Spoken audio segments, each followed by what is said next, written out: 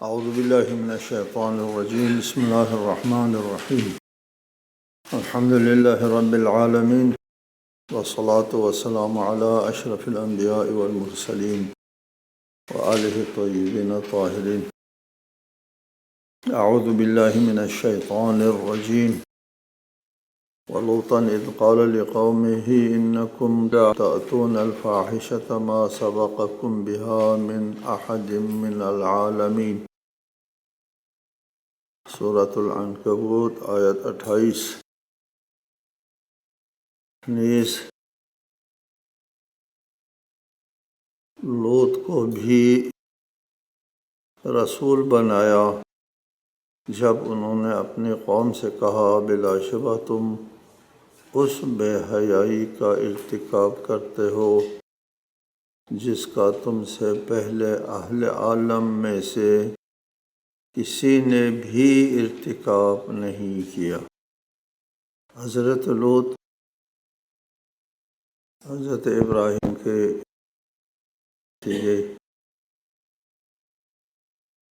عراق سے یا کلدان سے ہجرت کر کے آتے ہیں شرق اردن کی طرف، جہاں پر ایک قوم بستی تھی، ایک شہر آباد تھا۔ اس شہر کو شہر صدوم کہا جاتا تھا۔ بڑی آبادی تھی، بہت بڑا شہر تھا۔ وہ فلسطین کے بالکل قریب نزدیک تھا۔ حضرت ابراہیم علیہ السلام نے مسکن بنا دیا فلسطین کو، کنعان کو، اور حضرت لوط علیہ السلام نے اپنا مسکن بنایا تبلیغ کے لیے شہر صدوم کو۔ صدوم میں بسنے والے لوگوں سے حضرت لوط نے فرمایا کہ یہ صدوم والے جو ہے وہ ایک بدکاری میں سب سے زیادہ مشہور تھے، اور اس آیت میں فرمایا کہ تم ایسے بے حیائی کا مرتکب ہوتے ہو جس کا تم سے پہلے دنیا میں کسی نے ارتکاب نہیں کیا۔ اس بدکاری کے، اس بے حیائی کے خلاف حضرت لوط نے قدم اٹھایا اور اس قوم کو اس کار بد سے، کہ اس کار بد کا ان سے پہلے دنیا میں لوگ آشنا نہیں تھے یا اس پیمانے پر آشنا نہیں تھے، عمل نہیں کرتے تھے، ان میں تبلیغ شروع فرمائی اور فرمایا انکم تأتون الرجال وتقطعون السبیل وتأتون فی نادیکم المنکر فما كان جواب قومه إلا أن قالوا ائتنا بعذاب الله إن كنت من الصادقين۔ کیا تم شہوت رانی کے لیے مردوں کے پاس جاتے ہو اور رہزنی کرتے ہو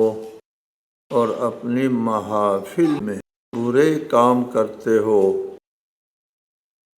بس ان کی قوم کا جواب صرف یہ تھا کہ ہم پر اللہ کا عذاب لے آؤ اگر تم سچے ہو۔ حضرت لوط نے ان کی اس بدکاری کی طرف اشارہ کر کے فرمایا کہ ایک تو تم اپنے خواہشات کے لیے جس صنف کو اللہ تعالیٰ نے تمہارے لیے خلق کیا ہے اس کو چھوڑ کر مردوں کی طرف جاتے ہو، یہ بہت برا عمل ہے، گناہ کبیرہ ہے۔ دوسرا وَتَقْطَعُونَ السَّبِيلَ، تم راہزنی کرتے ہو، تقطعون قطع سبیل، اس کی دو تفسیر ہے۔ ایک تفسیر یہ ہے کہ تم نسلوں کو برباد کرتے ہو، جب تم نے نسلی افزائش کا راستہ اختیار نہیں کیا، نسلی افزائش کا راستہ چھوڑ کر کے دوسری طرف گیا تو تقطعون سبیلا، آنے والے نسلوں کا راستہ تم قطع کرتے ہو۔ ایک یہ معنی کیا ہے۔ دوسرا معنی یہ کیا ہے کہ ان لوگوں کا میں رواج تھا، چونکہ یہ صدوم کا شہر جو ہے وہ شام جانے والوں کے لیے راستے میں پڑتا تھا، اور اس زمانے میں شام جانے والے قافلے جو ہے وہ تجارتی قافلے، ان کا گزر یہاں سے ہوتا تھا۔ وہ لوگ راستے میں بیٹھتے تھے اور راہ گزر لوگوں کے اوپر حملہ کیا کرتے تھے، اور کہتے ہیں کہ ان کا طریقہ یہ تھا کہ کوئی راہ گزر وہاں سے گزرتا تو اس کو پتھر مارتے تھے، جس پر ان کا میں سے کہ پتھر مارنے والے کا پتھر جس مسافر پر لگ جاتا، جس شخص پر لگ جاتا، وہ اس کا مال ہو جاتا، پتھر مارنے والے کا مال ہو جاتا، اور پھر وہ اس کا تمام مال سے ہے وہ لوٹ لیتا تھا۔ اور اس کے علاوہ 3 درہم اس کے اوپر جرمانہ بھی، اس مسافر پر 3 درہم جرمانہ بھی اس سے لیا جاتا تھا۔ اور وہ 3 درہم جرمانہ لینے کے لیے ان کے ہاں، یعنی قوم لوط کے ہاں، صدوم والوں کے قاضی بھی ہوا کرتا تھا۔ قاضی قضاوت کرتا تھا، تو چونکہ یہاں ہمارے ہاں سے گزر رہا ہے، تمہارا مال غارت ہوگا، سب کچھ ہوگا، اور 3 درہم بھی تم نے اس کو دینا ہے جس کا پتھر تم کو لگا ہے۔ اس کی طرف اشارہ ہے وَتَقْطَعُونَ السَّبِيلَ وَتَأْتُونَ فِي نَادِيكُمُ الْمُنْكَرَ۔ تیسری بات یہ ہے کہ یہ قوم لوط اپنے محافل میں بے حیائی کا ارتکاب کیا کرتے تھے۔ یہ بے حیائی کا جو ارتکاب کرتے تھے، یہ کوئی پردے میں یا چھپ کر نہیں، محافل جماتے تھے، اس محافل میں یہ عمل انجام دیا کرتے تھے۔ یہ بے حیائی کی انتہا ہے کہ محفل بنائے اور اس محفل کے اندر جو ہے بے حیائی کا ارتکاب کرے۔ ہم کو یہ سن کر کے اس صدوم والے قوم لوط والوں کے اوپر تعجب بھی ہوتا ہے، لیکن زیادہ تعجب نہیں ہوتا۔ ہم جس زمانے میں زندگی کر رہے ہیں، یہاں پر اس قسم کے محافل جو ہے وہ نظر آیا کرتے ہیں، آپ روز دیکھتے ہیں۔ یہ پکچر گیلری کے نام سے سینماؤں میں، میوزک ہال میں، اور آپ کے جو چینلز ہیں ان میں اس قسم کی بے حیائی جو ہے، اگرچہ وہ قوم لوط والے بے حیائی کی نوعیت کے تو نہیں ہے، لیکن پھر بھی بے حیائی جو ہے وہ محافل میں ہے آج کل بھی۔ بے پردگی ہے، اور یعنی اور فحش حرکات وغیرہ جو ہے وہ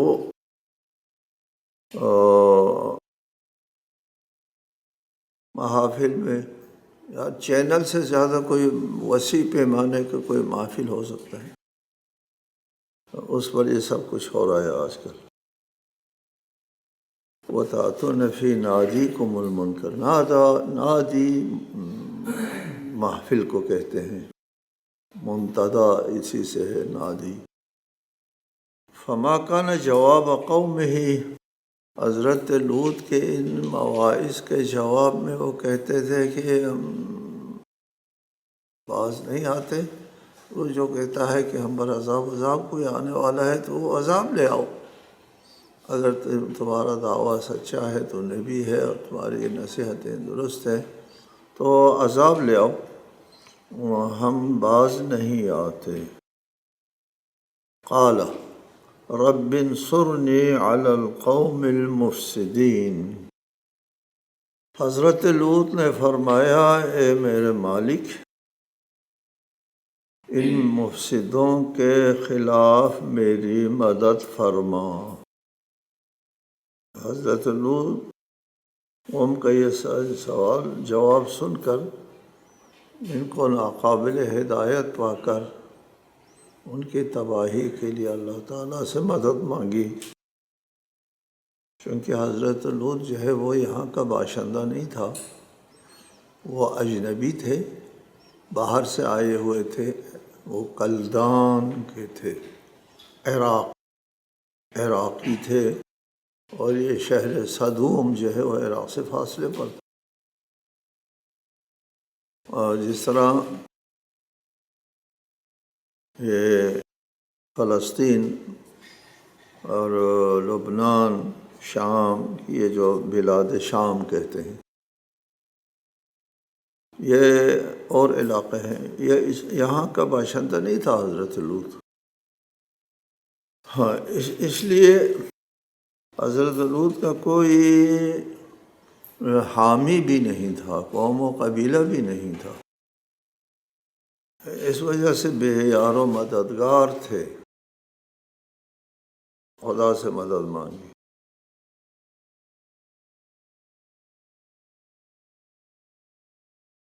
وَلَمَّا جَاءَتْ رُسُلُنَا إِبْرَاهِيمَ بِالْبُشْرَى قَالُوا إِنَّا مُهْلِكُو أَهْلِ هَذِهِ الْقَرْيَةِ إِنَّ أَهْلَهَا كَانُوا ظَالِمِينَ۔ اور جب ہمارے فرستادہ فرشتے ابراہیم کے پاس بشارت لے کر پہنچے تو کہنے لگے ہم اس بستی کے باسیوں کو ہلاک کرنے والے ہیں، یہاں کے باشندے بڑے ظالم ہیں۔ وَلَمَّا جَاءَتْ رُسُلُنَا إِبْرَاهِيمَ بِالْبُشْرَى، ہمارے رسول یعنی فرشتے آئے ابراہیم کو بشارت دے کر، ابراہیم کے لیے بشارت لے کر آئے، حضرت اسحاق اور یعقوب کی اولاد کی بشارت۔ حضرت ابراہیم عمر رسیدہ ہو چکے تھے، اولاد نہیں تھی، حضرت ابراہیم کو بڑھاپے میں اولاد کی بشارت دینے کے لیے فرشتے آئے۔ قرآن مجید میں دیگر جگہوں پر اس کا مفصل ذکر ہے، اور یہی فرشتے حضرت ابراہیم کو اولاد کی بشارت بھی دینے آئے تھے، اور ساتھ ساتھ فرشتوں نے کہا ہم آپ کو بشارت دے کر اس گاؤں والوں کی، اس بستی کی طرف جانے، ہادی القریہ، اس بستی۔ اس آیت کے لب و لہجے سے پتہ چلتا ہے کہ شہر صدوم، قوم لوط کی آبادی جو ہے وہ حضرت ابراہیم کی جگہ ہے اس سے نزدیک میں تھے، وہی نزدیک میں تھے۔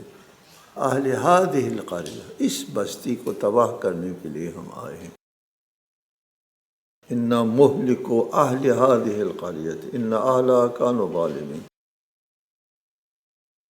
تو حضرت ابراہیم گھبرا گئے، قَالَ إِنَّ فِيهَا لُوطًا قَالُوا نَحْنُ أَعْلَمُ بِمَنْ فِيهَا لَنُنَجِّيَنَّهُ وَأَهْلَهُ إِلَّا امْرَأَتَهُ كَانَتْ مِنَ الْغَابِرِينَ۔ ابراہیم نے کہا اس بستی میں تو لوط بھی ہے۔ وہ بولے یعنی فرشتے ہم بہتر جانتے ہیں یہاں کون لوگ ہیں، ہم انہیں اور ان کے اہل کو ضرور بچائیں گے، سوائے ان کی بیوی کے جو پیچھے رہنے والوں میں ہوگی۔ حضرت لوط کی قوم کو تباہ کرنے کے جو خبر ہے، وہ خبر ملنے کے بعد حضرت ابراہیم جو ہے وہ پریشان ہوتے ہیں، وہاں پر لوط ہے، تو اللہ تعالیٰ کے فرشتوں نے کہا کہ ہم کو پتہ ہے وہاں لوط ہے، ہم لوط کو اور اس کے گھر والوں کو، پورے خاندان کو نجات دیں گے، اور لوط کے علاوہ جو شہر صدوم کے باشندے ہیں ان کو تباہ کریں گے، سوائے یہ لوط کی بیوی کے، اس کو ہم تباہ کریں گے، لوط قوم لوط کے ساتھ تباہ کریں گے، اس لیے کہ حضرت لوط کی جو بیوی ہے وہ قوم لوط کے حامی تھی اور ان کے اس فحش کاری کے حمایت میں تھی، اس لیے کہ جو عذاب ان پر قوم پر آنا تھا وہ اس کی بیوی کے پر بھی وہ عذاب آ گیا، جو ایک پیغمبر کی بیوی ہونے کے باوجود وہ عذاب سے نہیں بچ سکی۔ بہرحال وہ قوم لوط کے جرم میں ان کی بیوی شریک تھی اور اس کو بھی عذاب میں تباہ کر دیا۔ وَلَمَّا أَنْ جَاءَتْ رُسُلُنَا لُوطًا سِيءَ بِهِمْ وَضَاقَ بِهِمْ ذَرْعًا وَقَالُوا لَا تَخَفْ وَلَا تَحْزَنْ إِنَّا مُنَجُّوكَ وَأَهْلَكَ إِلَّا امْرَأَتَكَ كَانَتْ مِنَ الْغَابِرِينَ۔ اور جب ہمارے فرستادے لوط کے پاس آئے تو لوط ان کی وجہ سے پریشان اور دل تنگ ہوئے، چونکہ دل تنگ اس لیے ہوئے کہ یہ بدبخت قوم لوط جو ہے وہ آنے والے مہمان کو بخشتے نہیں تھے، ان کے ساتھ بھی زیادتی کرتے تھے، تو حضرت لوط جو ہے وہ پریشان ہو گیا، میرے مہمان ہیں اور میں مہمانوں کے سامنے رسوا ہو جاؤں گا۔ جی لوط ان کی وجہ سے پریشان ہو گئے، وضاق بہم ذرعا اور دل تنگ ہوئے، تو فرشتوں نے کہا خوف نہ کریں، نہیں محزون ہو، یعنی فکر نہ کریں، ہم آپ اور آپ کے گھر والوں کو بچانے والے ہیں، سوائے آپ کی بیوی کے جو پیچھے رہنے والوں میں ہوگی۔ کہتے ہیں فرشتے آئے تھے خوش شکل جوانوں کی صورت میں آئے تھے، خوبرو جوانوں کو دیکھ کر کے حضرت لوط کو خوف لاحق ہو گیا کہ یہ مہمان میرے پاس آئے ہیں اور یہ معزز محترم لگتے ہیں، خوش شکل جوان ہے، معزز گھرانے کے لوگ لگتے ہیں، اور یہ میرے بدبخت لوگ جو ہے وہ مجھے رسوا کریں گے ان مہمانوں کے سامنے، پریشان حال ہو گئے۔ دیگر جگہوں پر بھی ہے کہ جب وہ لوگ حملہ کرنے کے لیے ان مہمانوں کی طرف قوم لوط آئے، ان مہمانوں پر حملہ کرنے کے لیے، تو وہ ان کی بینائیاں چلی گئی، وہ دست درازی نہیں کر پائے، فرشتے تھے کیا دست درازی کر سکتے تھے، ان کی بینائی چلی گئی، یہ پھر مہمان جو ہے محفوظ رہے، حضرت لوط کی عزت بھی بچ گئی۔ اِنَّا مُنزِلُونَ عَلَىٰ أَهْلِ هَٰذِهِ الْقَرْيَةِ رِجْزًا مِّنَ السَّمَاءِ بِمَا كَانُوا يَفْسُقُونَ۔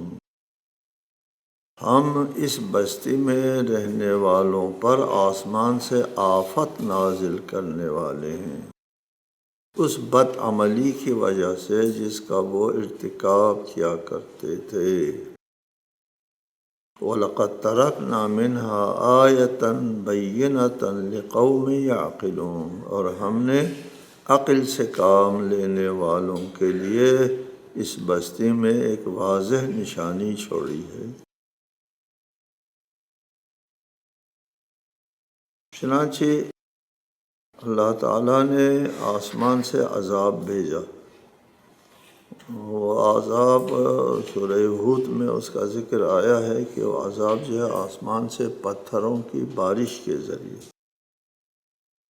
وہ عذاب بھیجا۔ ہو سکتا ہے کہ یہاں سے زیر زمین سے لاوا پھٹ گیا اور آسمانوں کی طرف جو ہے وہ چلا گیا اور پتھر نیچے بارش کی شکل میں گر گیا اور وہ تباہ ہو گئے، اور شہر صدوم جو ہے وہ دھس گئی نیچے زیر زمین، ادھر سے زمین میں پھٹ گئی ہے، اور شہر صدوم قوم لوط جہاں آباد تھی وہ پورا علاقہ نیچے دھس گئی۔ اور نیچے دھس گئی، اور پھر وہاں پر ایک پانی کھڑا ہے اس وقت، شہر صدوم جہاں اس کی تباہی آئی، اور وہاں پر پانی کھڑا ہے، اس کو بحیرہ مردات کہتے ہیں، ڈیڈ سی، مردہ سمندر، مردہ دریا، مردہ اس لیے کہتے ہیں کہ وہاں پر یہ ایک قسم کا ایک بحیرہ ہے، چھوٹا سا سمندر ہے، آبی حیات اس میں نہیں ہے، اس لیے مردہ کہتے ہیں، آبی حیات کے قابل نہیں ہے یہ پانی۔ اور وہ سطح زمین جو ہے، اس طرف اردن ہے اور اس طرف فلسطین ہے، فلسطین کی سطح زمین بھی اوپر ہے، اور اس طرف جو ہے وہ اس طرف اردن کی سطح زمین بھی اوپر، اور یہ صدوم، یہ جو ڈیڈ سی ہے، یہ بہت نیچے ہے۔ وَلَقَدْ تَرَكْنَا مِنْهَا آيَةً بَيِّنَةً، وہ پانی کو بھی موت کا سمندر کہتے ہیں، ڈیڈ سی، بحیرہ مردار، اس کو تباہ کر دیا۔ اور وہاں سے چونکہ لوگ گزرتے تھے، اور ابھی بھی یہ اسی جگہ سورہ صافات میں فرمائے وَإِنَّكُمْ لَتَمُرُّونَ عَلَيْهِمْ مُصْبِحِينَ، اور سورہ حجر میں فرمایا إِنَّ فِي ذَلِكَ لَآيَاتٍ لِلْمُتَوَسِّمِينَ، اور اس واقعہ میں صحابہ نے فراست کے لیے نشانیاں موجود ہیں، ابھی بھی نشانیاں موجود ہیں۔ وَإِنَّهَا لَبِسَبِيلٍ مُقِيمٍ، اور یہ علاقہ جو ہے زیر استعمال راستے میں موجود ہے، یہ علاقہ جی ہم نے دیکھا کہ وہ علاقہ جو ہے واضح نشانی ہے کہ یہ تباہی ہو گئی ہے، اور آثار قدیمہ والوں نے بھی بہت سی چیزوں کا انکشاف کیا ہے اس علاقے کی، کیا آبادی تھی وغیرہ۔